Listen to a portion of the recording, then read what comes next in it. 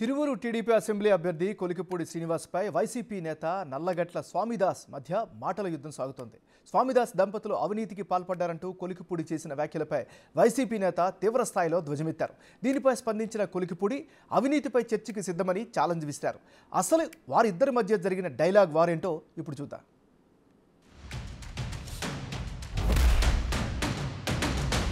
స్వామిదాస్ అనేవాడు నుప్పు సూర్యుడి మీద ఉమ్మేస్తే నీ ముఖం మీద పడుద్ది.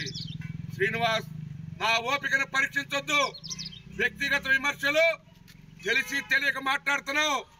నువ్వు ఎంత మాట్లాడితే అంత ప్రజలు రెచ్చిపోతారు. నువ్వు అనుకుంటున్నావేమో నిన్ను తిరగనీరు కూడా. ఖబర్దారని చెప్పి తెలియజేసుకుంటూ అవాకులు చవాకులు మానుకో. పద్ధతిగా మాట్లాడు. విజ్ఞత లేదా నీకు? ఒక చదువుకున్న మహిళని, ఆమె ఉమ్మడి కృష్ణా జిల్లాలో ఒక మచ్చ కూడా లేకోకుండా జిల్లా పరిషత్తును పరిపాలించి మీ అధినేత అయిన చంద్రబాబుతో శభాష్ అనిపించుకున్నటువంటి మహిళని ఇవాళ జగన్మోహన్ రెడ్డి గారు అవకాశం నాకు కల్పించారు. నీకులాగా మరి ఏదో చందాలు వసూలు రాజా కాదు. రోజు నీ కాల్ డేటా బయట పెట్టవా? నువ్వు రోజు చందాలు ఎక్కడికా అమెరికాలు ఫోన్లు చేస్తున్నావు. రాత్రులు మొత్తం కూడా ఎవడెవడికి ఫోన్ చేస్తున్నావో నాకు తెలుసు. తెలుగుదేశం పార్టీ స్వామిదాస్ గారికి 5 సార్లు అవకాశం ఇచ్చి ఆయన భార్యకి జిల్లా పరిషత్ అధ్యక్షురాలుగా అవకాశం ఇస్తే అంగన్వాడీ పోస్టుల దగ్గర నుంచి అన్ని పనులకి డబ్బులు వసూలు చేసిన ఆ అవినీతి పనుల గురించి, ఆ తిరువూరు బందిపోట్ల గురించి నేను నిన్న మాట్లాడాను. దానికి సమాధానంగా స్వామిదాస్ గారు ఈ పూట నాకేదో వార్నింగ్ ఇస్తున్నట్టు మాట్లాడాడు. నా వ్యక్తిగత జీవితం గురించి మాట్లాడాడు.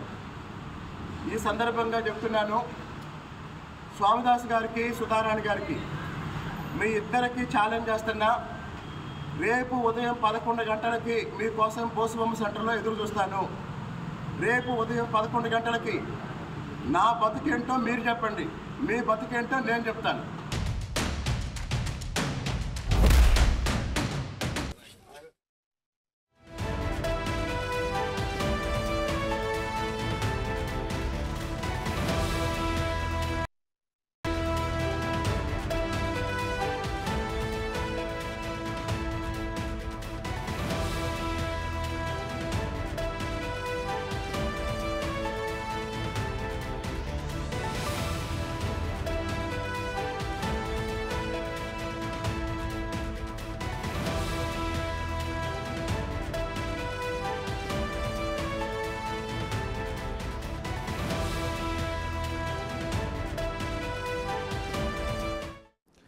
తిరువూరులో వైసీపీ టీడీపీ మధ్య పంచాయతీకి సంబంధించి అప్డేట్స్ మా ప్రతినిధి మల్లికార్జున్ అందిస్తారు.